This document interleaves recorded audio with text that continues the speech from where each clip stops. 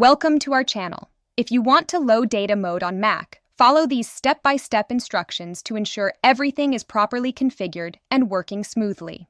Step 1. Open your web browser or mobile app and navigate to the main platform or service page. Log in with your account credentials if required. Step 2. Click on your profile icon or menu button, usually located in the top right corner of the page, and select Settings or Account Management from the drop-down menu. Step 3. Navigate to the appropriate section within Settings, such as Preferences, Security, or Account Options, where you can view and modify relevant configurations.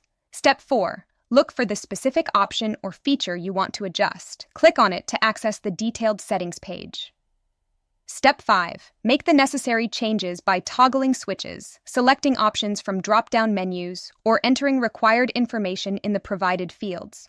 This ensures proper functionality and security. Step 6. Review all changes carefully to ensure they match your preferences. Click Save, Apply, or Confirm to implement the changes. Step 7. Check your email or notification center for a confirmation message verifying that your changes have been successfully applied. Keep this for your records.